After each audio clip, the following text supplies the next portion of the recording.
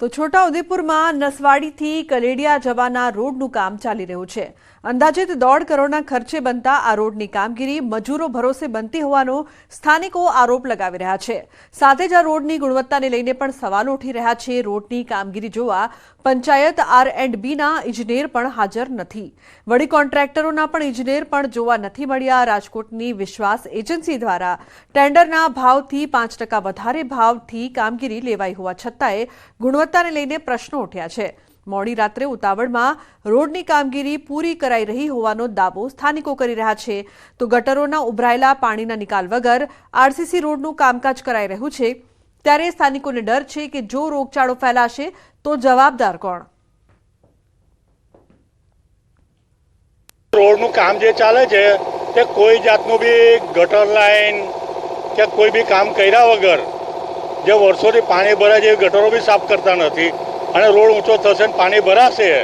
અને બીજું કે રાતના ટાઈમે આ જે કામ ચાલી રહ્યું છે, નથી આજે સવારથી કોઈ સુપરવાઇઝર આવ્યા, નથી કોન્ટ્રાક્ટર આવતા અને નથી કોઈ ડાયવર્ઝન આપેલું અમને। ખરેખર તો કાયદેસર ડાયવર્ઝન બી આપવું પડે અમને। અને આ રોડનું ખોદકામ કર્યા વગર કોઈ સફાઈ નથી ને રોડનું કામ તકલાદી થઈ રહ્યું છે। અહીંયા આગળ કોઈ કોન્ટ્રાક્ટર હાજર નથી। અહીંયા આગળ સોસાયટીમાં કાલ ઉઠીને રોગચાળો ફાટશે, ગટરનું પાણી ભરાશે, તેનો જવાબદાર કોણ? આમ તદ્દન બિલકુલ ખરાબ થઈ રહ્યું છે। તો વડોદરા પોલીસે આરોપીનો કાઢ્યો વરઘોડો। હત્યાના પ્રયાસના આરોપીનું સરઘસ કાઢવામાં આવ્યું। 20 નવેમ્બરે જાહેરમાં હુમલો કર્યો હતો। યાકુતપુરા વિસ્તારમાં ઘટનાનું રિકન્સ્ટ્રક્શન કરવામાં આવ્યું। તો 20 નવેમ્બરમાં જાહેરમાં હુમલો કરવામાં આવ્યો હતો। પોલીસ દ્વારા કાર્યવાહી કરવામાં આવી। યાકુતપુરામાં રિકન્સ્ટ્રક્શન કરવામાં આવ્યું અને આરોપીનું સરઘસ પણ કાઢવામાં આવ્યું। આ મામલે પોલીસ દ્વારા વધુ તપાસ કરવામાં આવી રહી છે।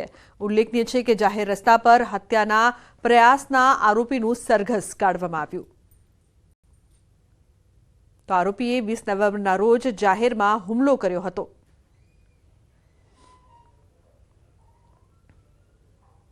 બનાસકાંઠામાં સામૂહિક દુષ્કર્મના આરોપી પકડાયા છે। દાંતીવાડા નજીક યુવતીનું અપહરણ કરવામાં આવ્યું હતું। અપહરણ કરીને સામૂહિક દુષ્કર્મ ગુજાર્યું હતું। પોલીસે 500 સીસીટીવી તપાસીને આરોપીઓને પકડી પાડ્યા છે। વાઘરોડ ગામ નજીક તે યુવતીનું અપહરણ કરીને સામૂહિક દુષ્કર્મ આચર્યું હતું। તો પોલીસે સામડી મોટાવાસના વિનસિંગ ઉર્ફે વિનુસિંગ કનુસિંગ સોલંકી અને વાલસિંગ ઉદયસિંગ સોલંકીને ઝડપી પાડ્યા છે। પોલીસે બંને શખ્સોને દબોચી તેમની સામે ગુનો નોંધીને વધુ તપાસ શરૂ કરી છે।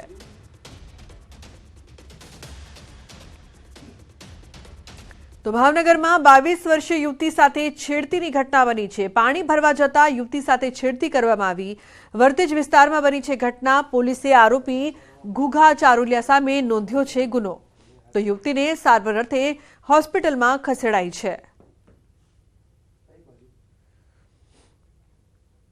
ગીર સોમનાથમાં યુવકને મારવાનો વિડીયો વાયરલ થયો છે। 4 શખ્સોએ યુવકને પાઇપ લાકડીઓથી માર માર્યો।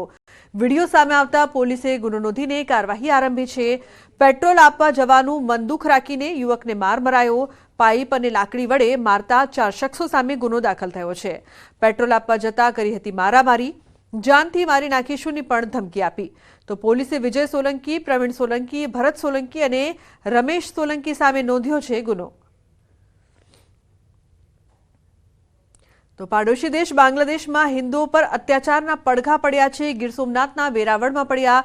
વેરાવળમાં ટાવર ચોકથી પ્રાંત કચેરી સુધી વિવિધ બેનરો સાથે સૂત્રોચ્ચાર સાથે રેલી યોજી પ્રાંત અધિકારીને હિન્દુ અસ્મિતા મંચ અને રાષ્ટ્રીય સ્વયંસેવક સંઘ દ્વારા આવેદનપત્ર પાઠવવામાં આવ્યું।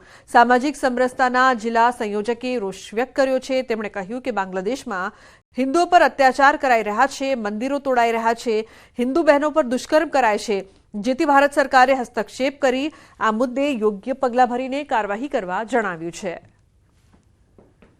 આજે જે બાંગ્લાદેશમાં જેનું નિર્માણ જે હિન્દુ સૈનિકો દ્વારા થયું છે એ આપણે આજે સનાતનીઓને મંદિરો તોડે છે, બહેનોની હત્યા થાય છે, ઘરમાં લૂંટ થાય છે, અત્યાચારમાં બહેનો ઉપર બળાત્કાર થાય છે, આખી દુનિયાને ખ્યાલ છે।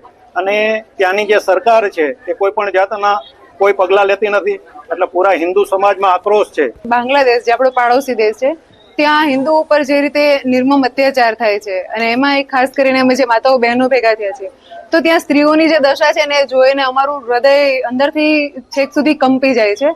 અને આ વાત લગભગ ન્યૂઝના માધ્યમથી બધા જ બહેનો સુધી વાત પહોંચી છે. અને મહત્વપૂર્ણ સમાચારની વાત કરીએ તો ભરૂચની ઐતિહાસિક જુમ્મા મસ્જિદ શ્રી ચક્રધર સ્વામીનું જન્મસ્થળ હોવાનો દાવો કરાઈ રહ્યો છે. આ દાવા સાથે શ્રી ચક્રધર સ્વામી જન્મભૂમિ સમિતિ દ્વારા ધરણા યોજીને આવેદનપત્ર પાઠવ્યું છે. આવેદનપત્રમાં જણાવાયું છે કે આ ધરોહરમાં હિન્દુઓને દર્શન પૂજન માટે જવા દેવામાં આવે. સાથે જ પુરાતત્વ વિભાગ દ્વારા સંરક્ષિત આ મસ્જિદના વિવાદને લઈને ચાંપતો પોલીસ બંદોબસ્ત ગોઠવાયો છે. સાથે જ કલેક્ટરને આવેદનપત્ર પાઠવી જણાવ્યું કે મસ્જિદમાં હિન્દુઓ દ્વારા હિન્દુ પુરાવાનો નાશ કરાય છે, અહિન્દુઓ દ્વારા હિન્દુ પુરાવાનો નાશ કરાય છે, ત્યારે આ મુદ્દે કાર્યવાહી કરવાનું આવેદનપત્ર આપીને માંગ કરાઈ છે.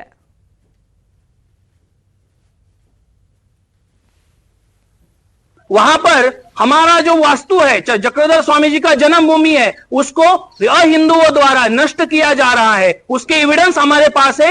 इससे पहले भी नष्ट किए चुके हैं, इसके बाद भी वो करने वाले हैं. इसकी सूचना भी हमें पहले मिल चुकी है. इसलिए आज कलेक्टर साहब को हम जगाने के लिए यहाँ पर आए हुए हैं. તો બુલેટિનમાં હાલ રોકાઈશું એક બ્રેક માટે. આપ જોતા રહો ન્યૂઝ 18 ગુજરાતી.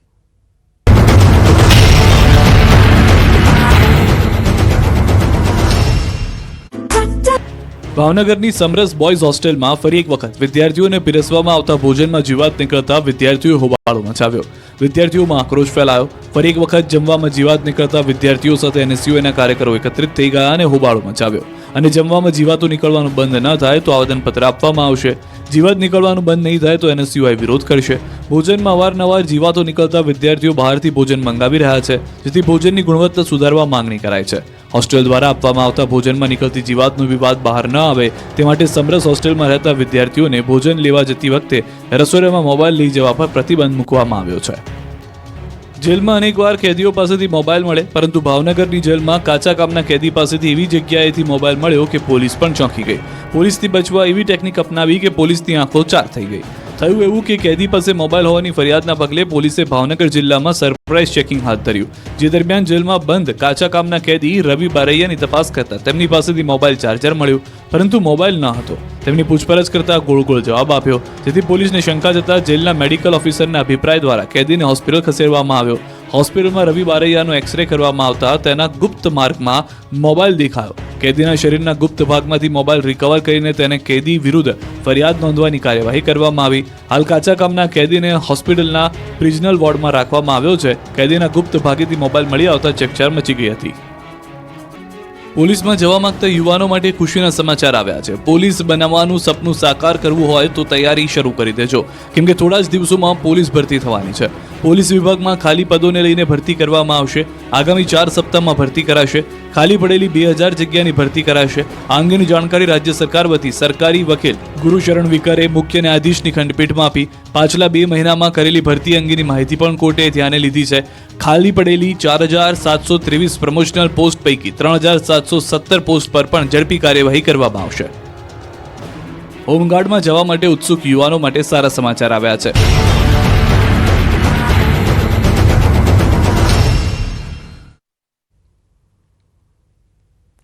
Welcome back. સમાચારમાં આગળ વાત કરીએ તો મોરબીના હળવદમાં ખાતરના ગોડાઉનમાં દરોડા પાડવામાં આવ્યા. ગોડાઉનમાંથી યુરિયા ખાતરનો મોટો જથ્થો ઝડપાયો છે. સબસિડીવાળા યુરિયા ખાતરનો જથ્થો પોલીસે ઝડપી પાડ્યો છે. તો શંકાસ્પદ યુરિયા ઝડપીને ખેતીવાડી વિભાગને જાણ કરાઈ છે. સબસિડીવાળી યુરિયા બેગ બદલાવી વેચાણ કરતા હોવાની આશંકા છે. તો ખાલી સબસિડીવાળી યુરિયા બેગ મળી આવતા તપાસ કરવામાં આવી. અજય રાવલ નામના વ્યક્તિના ગોડાઉનમાંથી ખાતરનો જથ્થો મળી આવ્યો હતો.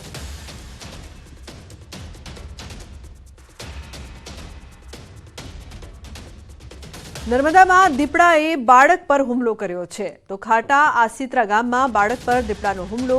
ખેતરમાં ગયેલા બાળક પર દીપડાએ હુમલો કર્યો. ખાટા આસિત્રા ગામ નજીક ખેતરમાં ગયેલા બાળક ઉપર દીપડાએ હુમલો કર્યો છે.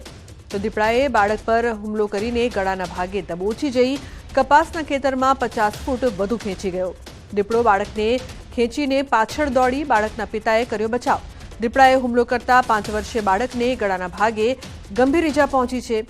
બાળકને ઈજા પહોંચતા તિલકવાડા સામૂહિક આરોગ્ય કેન્દ્ર ખાતે ખસેડવામાં આવ્યો છે.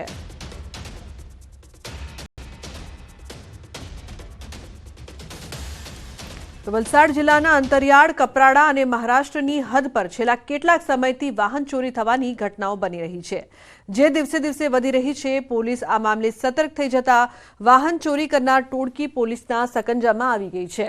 કપરાડા પોલીસે ચોરી કરેલા 4 બાઇક સાથે 4 આરોપીઓને ઝડપી પાડ્યા, જેમાં એક બાળ કિશોર પણ છે। સાથે ચોરીની બાઇકને ખરીદનાર અન્ય 2 વ્યક્તિઓને પણ ઝડપી પાડ્યા છે।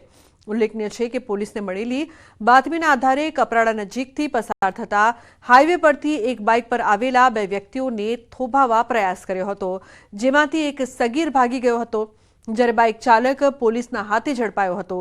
આ ચોરો ચોરી કરેલી બાઇકોને મહારાષ્ટ્રની હદમાં વેચી મારતા હોવાનું બહાર આવ્યું છે।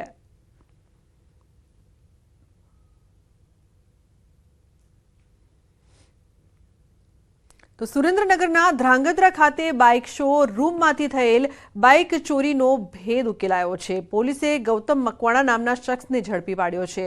આરોપીની પૂછપરછ કરાતા તેણે વધુ કેટલીક બાઇકો ચોરી કર્યાની વાત કબૂલી છે। ધ્રાંગધ્રા ખાતે આવેલ શ્રીજી હીરો કંપનીના શોરૂમમાંથી ચોરી કરેલ 12 બાઇક સહિત કુલ 9.60 લાખનો મુદ્દામાલ કબજે કર્યો છે, તેમજ ઝડપાયેલા શખ્સ વિરુદ્ધ ગુનો નોંધીને કાયદેસરની કાર્યવાહી હાથ ધરાઈ છે।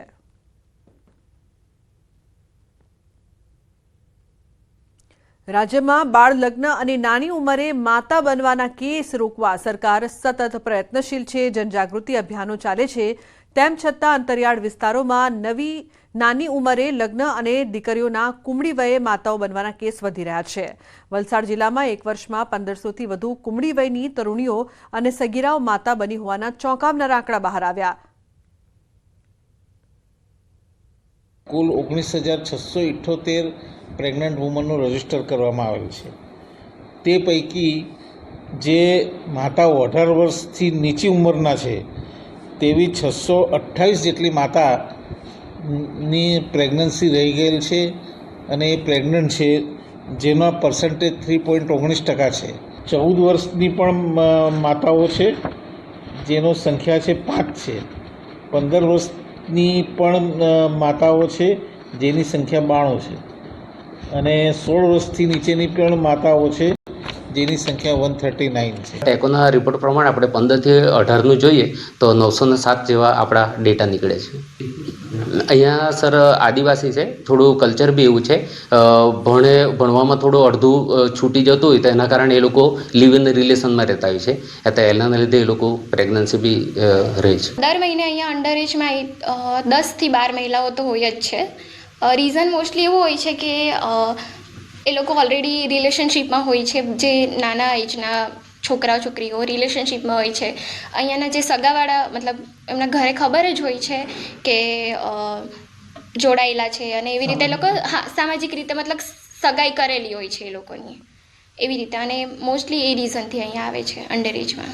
રિસ્ક ઘણું હોય છે, જેમ કે માતાને ઘણું રિસ્ક હોય છે, બાળકને ઘણું રિસ્ક હોય છે। આ સૌથી વધારે મોટી સમસ્યા કે એને નાની ઉંમરે જો લગ્ન થતા હોય તો એનું માતા મરણનું પ્રમાણ વધતું હોય છે અને એના કારણે આવનારા સમયની અંદર પણ આ પ્રમાણ વધે એવું અમને દેખાય, પણ એવું લાગે છે કે આના માટે એક યોગ્ય શિક્ષણ લેતા થઈ જાય, બાળકો શિક્ષિત બને અને એ શિક્ષણની સાથે સાથે મને એમ પણ લાગે છે કે જાતીય શિક્ષણ પણ એ લોકોને મળી રહે અને એના પણ કદાચ એવા સમજણ મળે ને એવા કાર્યક્રમો થાય। નાની વયે બાળકીઓ પ્રેગ્નન્સી રહે છે અને એના કારણે ખૂબ ગંભીર પ્રશ્ન છે, કારણ વારંવાર એવા કિસ્સાઓ કપરાડા તાલુકાની અંદર બને છે અને જ્યારે પણ ડિલિવરીનો પ્રશ્ન આવે છે એ વખતે નાની વયે પ્રેગ્નન્સી હોવાના કારણે બાળ મૃત્યુનું પણ પ્રમાણ વધવાનો ચાન્સીસ રહે છે અને માતા મરણ પણ થવાના ચાન્સીસ રહે છે। આરોગ્યમાંથી ડેટા લઈ અને એ લોકો કયા સંજોગોમાં પ્રેગ્નન્સી થયેલી છે અને એની વિગતવાર અમે તપાસ કરીશું અને